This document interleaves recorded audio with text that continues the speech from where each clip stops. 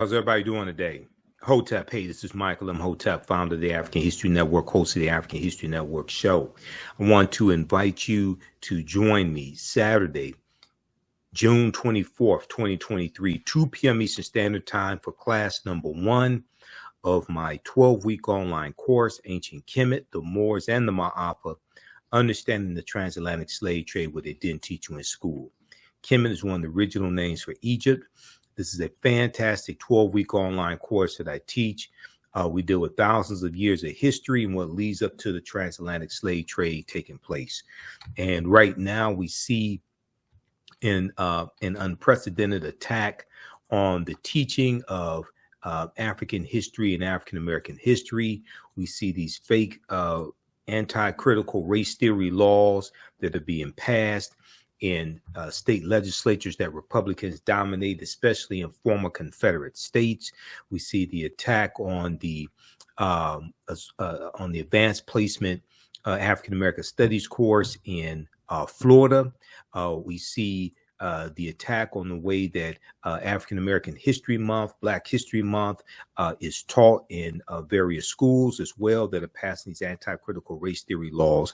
There's a concerted effort to keep African Americans from waking up. There's a concerted effort to keep this history from being taught, and is being attacked even when it's taught in mainstream media. We know that with Juneteenth, about 60% of Americans know little or nothing about Juneteenth. This was a study that came out. New York Times has an article about this from June 2021. Most Americans know little or nothing about Juneteenth, poll finds. And as we see in the broadcasts that I've done and interviews that I've done this year for Juneteenth, unfortunately, a lot of the information that's floating around in mainstream media, MSNBC, CNN, Washington Post, New York Times, various articles, a lot of that information is false when it even comes to understanding the Emancipation Proclamation, which did not legally free the enslaved Africans. And so it's important to get this history correct, because understanding a legacy of 246 years of slavery, decades of Jim Crow segregation, housing discrimination, redlining, voter suppression, over-policing, health disparities as well. This leads to the structural inequities that we're dealing with today. So your understanding of politics is directly related to your understanding of history, okay? All this comes together. So the more we understand about history, the better we understand about politics and understand how to bring into existence the laws and policies that we need to correct the structural inequities that we're dealing with. So we deal with a lot of this in this 12-week online course. We see Axios.com had an article, New Rules Are Limiting How Teachers Can Teach Black History Month. We look at USA Today had an article, Mock Slave Auctions, Racist Lessons, How U.S. History Class Often Traumatizes, Dehumanizes Black Students. Republican state lawmakers want to punish schools that teach the 1619 Project, etc. And most recently, if we look at what's coming out of Florida, we look at this article here from news1.com. We see most recently, June 17th, 2023, right around that time, we see Governor Ron DeSantis, just in time for Juneteenth, he slashed funding for Black history programs in Florida, and he also vetoed a $5 million in funding that was secured for anti-gun violence groups by state Democrats. This is from news1.com, June 17th, 2023. But also, so there was $160,000 in funding that he cut from the budget, Governor Ron DeSantis, for a Black History Month celebration in Orlando, Florida, called the 1619 Fest. And this has nothing to do with the 1619 Project when you actually read the article. He also cut $200,000 in funding for Florida's Black music legacy a project designed to highlight the state's contribution to Black music. And we know June is Black Music Month. But here is something extremely critical. And this deals with the Ocoee Massacre of November 2nd, 1920, which is one of the largest election day massacres in the history of this country. This took place in Florida, Ocoee, Florida. In 2022, Governor Ron DeSantis vetoed $1 million for Valencia College to create a feature film about the 1920 Ocoee Election Day massacre, in which a white mob attacked and killed dozens of African-American voters in the nation's worst instance of Election Day violence. Okay, so we see this concerted effort to suppress the teaching of this information to keep it from being taught. All right, so this class is extremely powerful, extremely critical. I've been teaching it on and off since 2017. So I do a PowerPoint presentation. We have book references, articles, video clips, and this information. The class is PG-13, so you can use this with your children as well. Okay, so we deal, as I said, we deal with thousands of years of history and what leads up to the transatlantic slave trade taking place. If we look at the introduction to the class, we can't start studying our history in slavery. Even when we study the transatlantic slave trade, which is important to study, we can't start in 1619 or 1441 with the Portuguese going into Mauritania. Okay, we have to deal with thousands of years of history and what leads up to the transatlantic slave trade taking place. We have to look at this history chronologically, and we have to deal with the 800-year occupation of Europe by the Africans known as the Moors, who take the teachings from the Iberian Peninsula, today known as Spain and Portugal, into Europe, and this helps to bring Europe out of the Dark Ages. Okay. Now, this course not only deals with the transatlantic slave trade, but thousands of years of history that leads up to the transatlantic slave trade taking place. August 20th, 2019 marked the 400th year anniversary of the 20 and odd Africans who came into Point Comfort on August 20th, 1619, in what would later be called the colony of Virginia. This year was known as the Year of Return, as many African Americans were and continue to reconnect to Africa and are traveling to Ghana and other West African countries, but even traveling to East Africa and North Africa, like Egypt.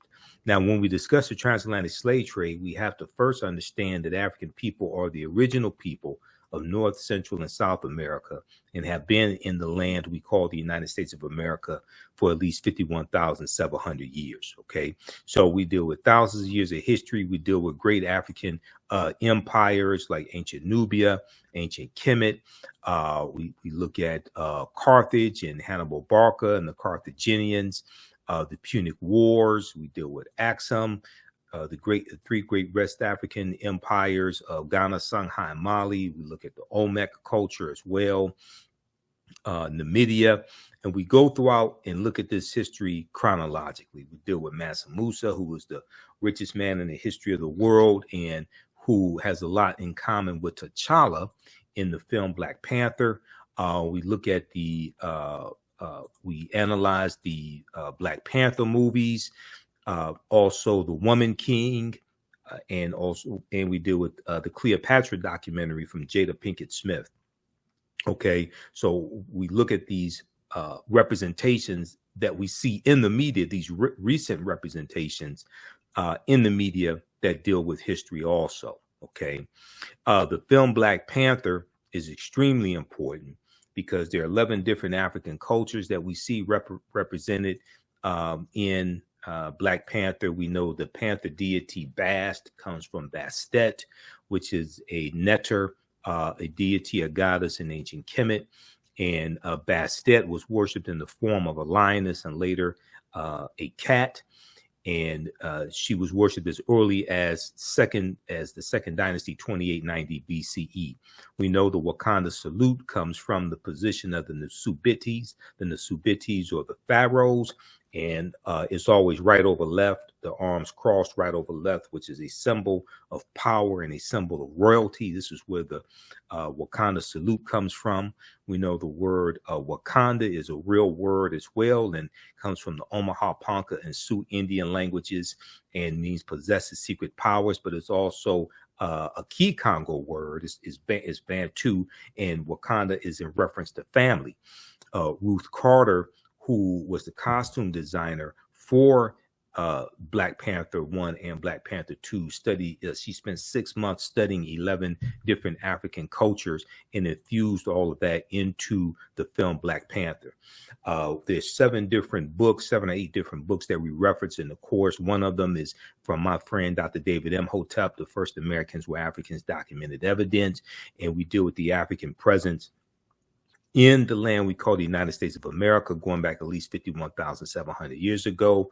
We look at Dr. Albert Goodyear's discovery in 2004, Allendale County, South Carolina, where he discovered 13 different types of evidence thoroughly documenting an African presence in this country we call the United States of America.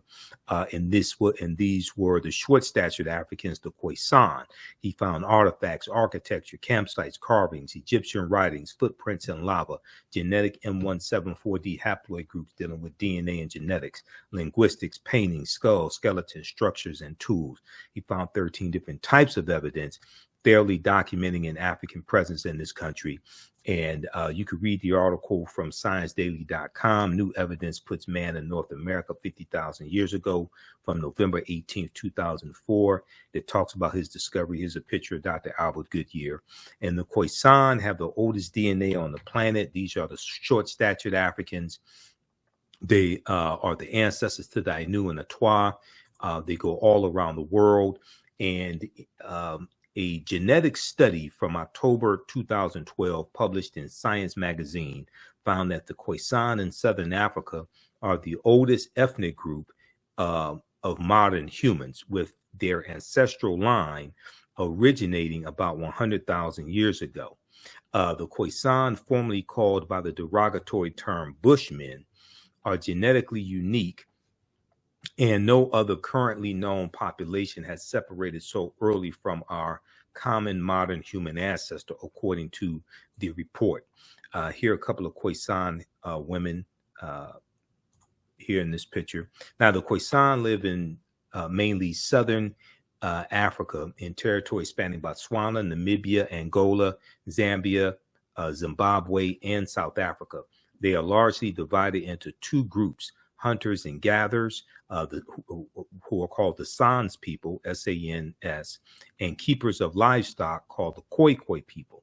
The Khoisan languages include the distinctive click sounds that are not found in the languages of their neighbors. AtlantaBlackStar.com had a good article, 5 ethnic groups that prove the first humans were Black. So we take you through our history. We look at numerous archaeological discoveries that keep pushing the timelines back.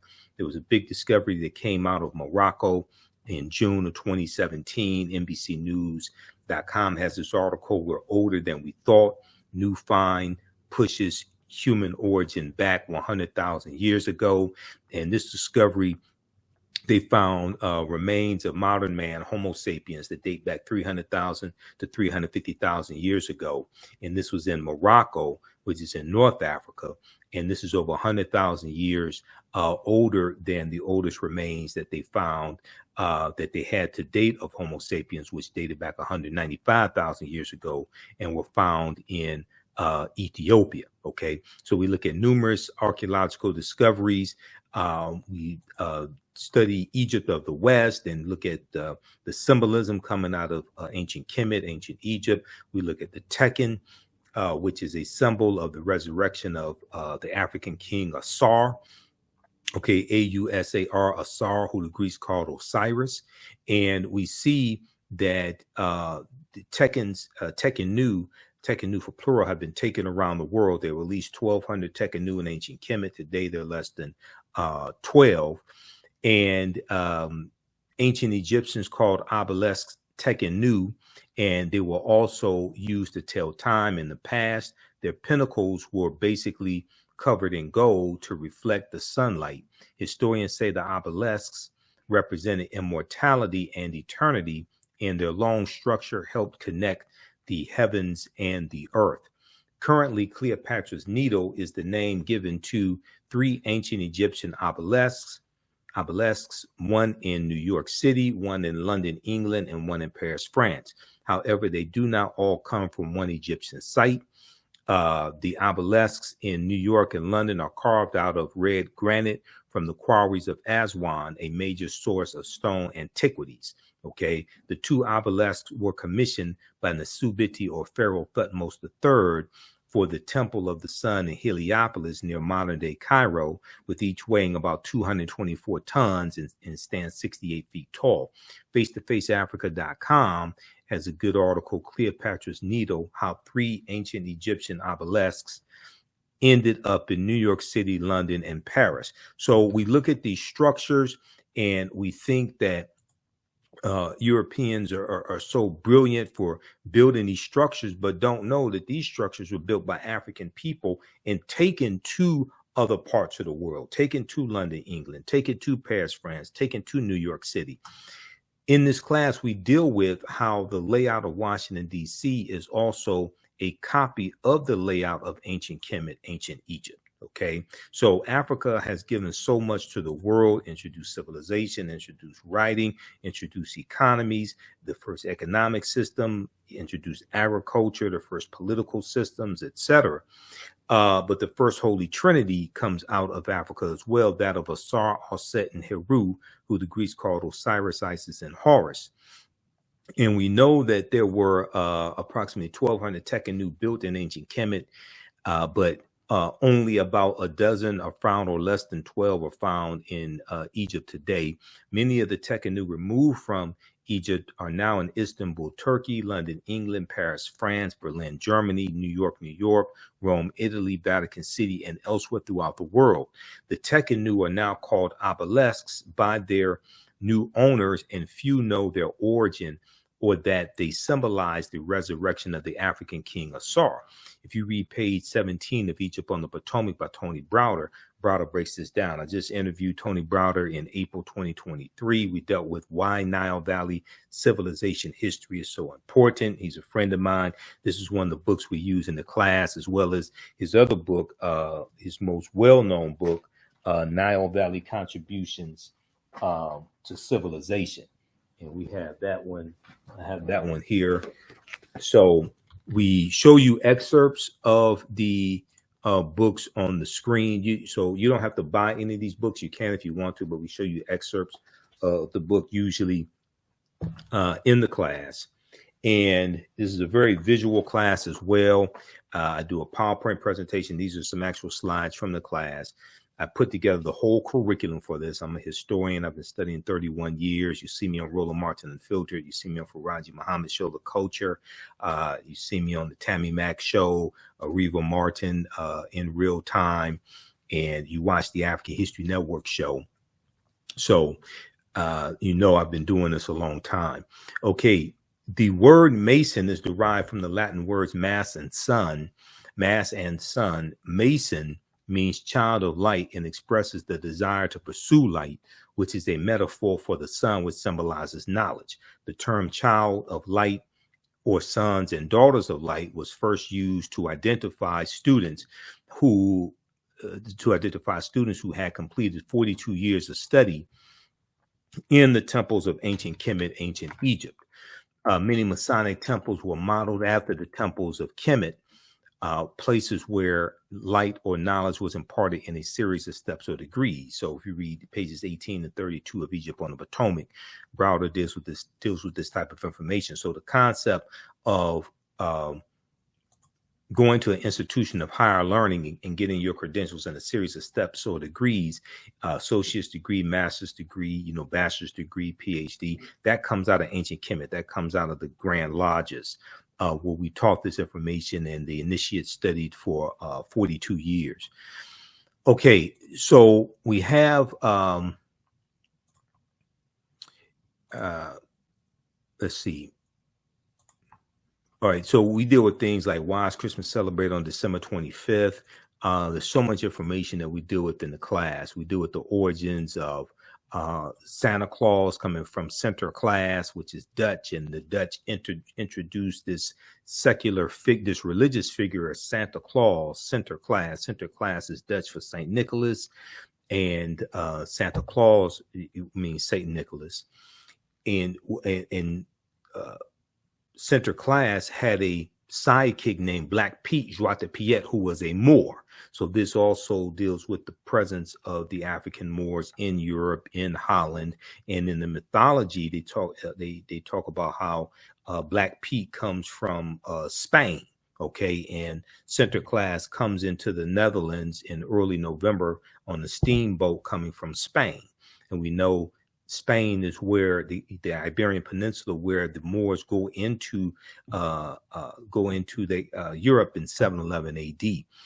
So we deal with who are the Moors, origin of the word Moor as well. We deal with some of the history of the Moors and what they introduced into Europe, and the Moors bringing Europe out of the Dark Ages, and how this is going to be to our detriment as well. And this leads to the transatlantic slave trade.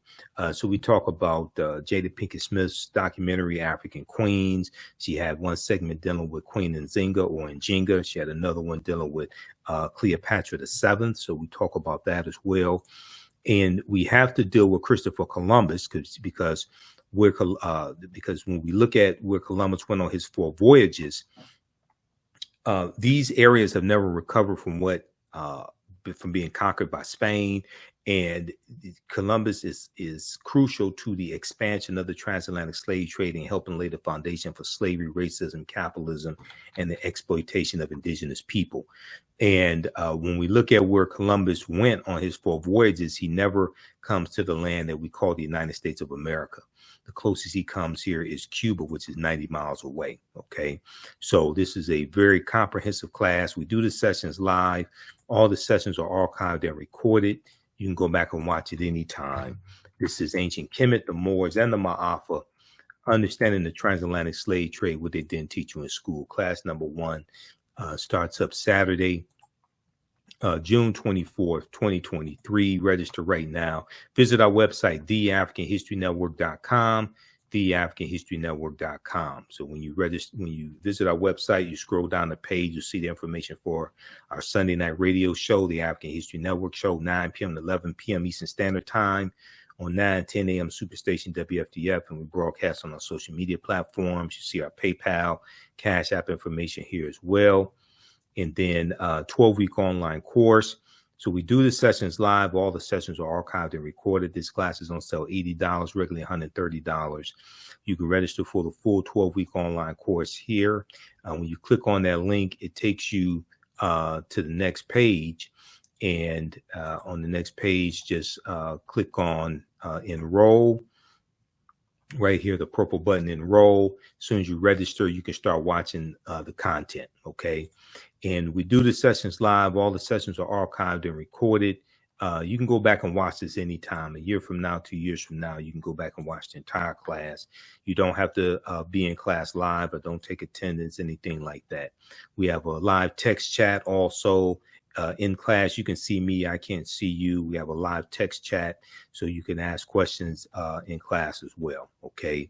And we have a bundle pack where you get this class and the second class that I teach, Black resistance movements from the Haitian Revolution, U.S. Civil War, Civil Rights Movement, and Black Power Movement, 1800 to 1968.